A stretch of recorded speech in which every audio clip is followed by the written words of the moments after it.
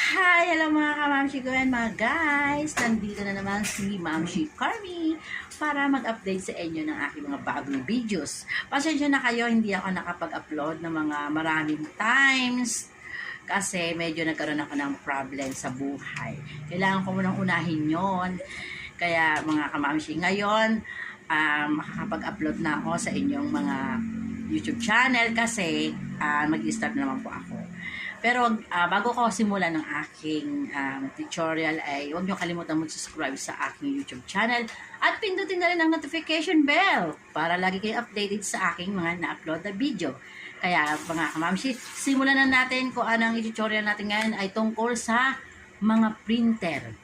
Mga printer na nagkakaroon ng problema na halimbawa katulad ng printer na nagkamali kayo ng paglagay ng kulay sa inyong mga cartridge. Halimbawa, yung green, tapos yung blue, ano siya, nahalo siya dun sa kulay green.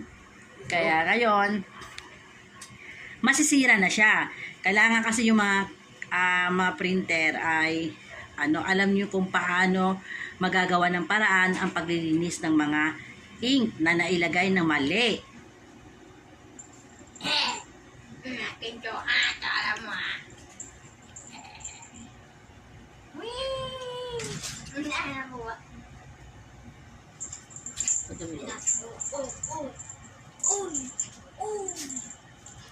Pag ganyan puti na yung loob, wala na ink yan.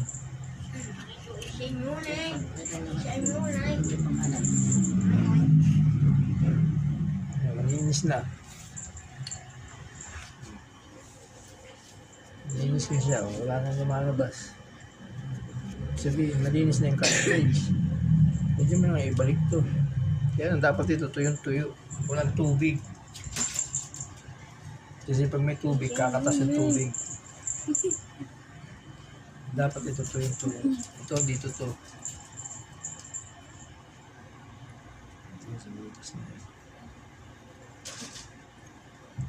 Tapos ito.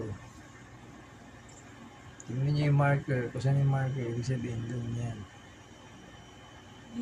Ganyan lang yan. Pero dapat alam niyo yung araw. Ibig sabihin, tama yung posisyon. Dito to. Tapos itong isa, yung marker, dito naman. So, ganyan yan. Tapos itong isa lang to. Dito. Yung makeup nyo na lahat yan, pwede nyo na ibalik. Dito pa lang, lagyan mo na ng ink eh. Pagka nilagay mo, pataka mo na kaagad ng ink. Ganun lang, ayos na yun.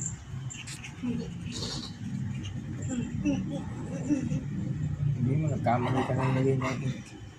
Kaya paano nyo aayos kung nagkamali kayo nilagay ng ink? Kailangan nyo kamang linisin talaga yung cartridge. Tigain nyo yung nasa loob.